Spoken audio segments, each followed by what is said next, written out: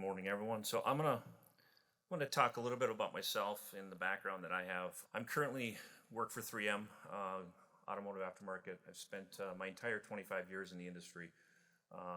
Very passionate about it. Love the industry, love the car world. And I spent the first 20 years in the industry working directly with the automotive OEMs on the design, manufacturing, engineering side of the business, and saw firsthand what goes into designing a car and ensuring that it is safe and has reliability and quality for the consumers. So I moved over in the aftermarket industry about 5 years ago, which is really exciting. It's a new area that I continue to enjoy to learn, but I also can get to continue to work in this role with the OEMs directly on collision repair practices and standard operating procedures and recommendations. So I currently lead a team globally. We have 3M individuals around the world working directly with the OEMs on best practices, material solutions, recommendations, and so I'm gonna talk a little bit about that. And I found that when I first came over to the aftermarket side, it's been, we're on a journey. And it's still a little contentious as far as using the right materials in the repair process. So at the end of the day, there's a lot of information, there's a lot of training, there's a lot of knowledge, and it's up to us to get that information to the technicians on the floor to make sure that these vehicles are repaired the right way every time. And anything from the OEM repair procedures is full of information. They're not easy to navigate, as you all know, but there are ways to learn more about that. There's OEM One Stop, there's iCar RTS, there's DAG. There's a lot of resources that are available to us to get more and more information. And over my 25 years in the industry, the technology that goes into these cars continues to change. And I think you've heard from Lucid, from Rivian, and some of the other EV makers this week, there's more and more coming. So at the end of the day, it's extremely important to follow what the OEMs are recommending, and it's in their documentation to repair the vehicles.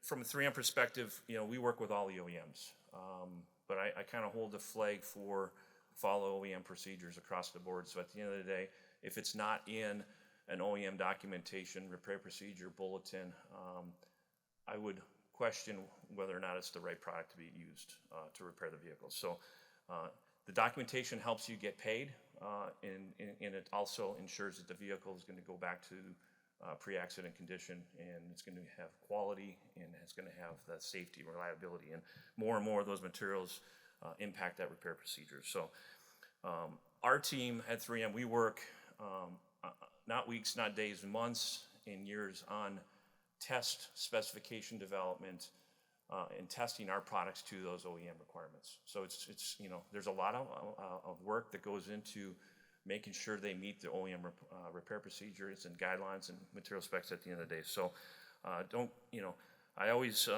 when making a material decision or selection, in your shop, equivalency is a topic that continues to get discussed. I would always refer back to OE procedures. And there's the other resources out there to get some additional information on to support those. I'm going to go just briefly through some of the 3M documentation. I don't want it to be a 3M information session, but we have really anything that goes on the car and stays on the car is somewhat controlled or governed or overseen by the OEM from a recommendation perspective. From the adhesives, sealants, foams, coatings, along with other materials that go on the car in that repair procedure. So we've worked for decades with the OEMs to get these recommendations and call-outs in the repair procedures. There's some in the Toyota body repair procedures, the 8115 call-out's been there for over 20 years. So it's tried, it's true, it's tested, it's got the quality, and it continues to be used in the industry. So there's a wide selection of products in each of these categories, and there's a reason that they've been designed and tested to those specifications there in the repair procedures. So at the end of the day, the message is always follow the OE procedures. Talked a little bit about claims around OEM, approved, and equivalency. So 2 topics. So on the production and manufacturing side, there are hard specifications for the materials that go into. And the material suppliers will test to those specs and get approval, and also test on an annual basis to make sure the products continue to maintain those requirements. In the aftermarket, there are some OEMs that have real good aftermarket repair procedure and specs, and we've tested to those. But in most cases, they take the technical information, we do some testing, and it's a recommendation or guideline in the repair procedures. And if it's a recommendation, I would strongly encourage you to follow it. I know that the term recommended versus required is somewhat contentious, but if it is recommended, follow it. If it's in the guidelines, the OEMs publish. The other is equivalency. The chemistry, strength, other factors, really we leave it up to the OEMs to determine what the vehicle needs to be repaired. We know what our products can do. We test to those requirements, and I would strongly encourage you not to rely on the term equivalency, using a tech data sheet, listening to a material vendor or a distributor rep that says, oh, it's close enough. So there's adhesives, glues, foams. They are not always comparable, even though some of the data in the information is there. So at the end of the day, OEM is the authority on repairing procedures and recommendations that go into their vehicles, and there's a lot of knowledge that goes around that. So continue to follow OE procedures and challenge that. So this is my closing slide. Really, it's a high stakes industry.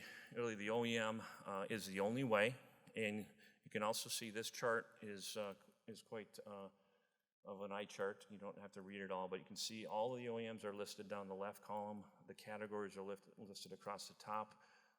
You can see 3M has a product recommended and tested by multiple OEMs in the industry, and we do have a strong portfolio of products around the world that we supply to the industry. So basically my role and Brandon Lausch's role, we work to populate more and more of this chart, working directly with the OEMs to get additional products recommended on new vehicles that get launched and developed into the industry.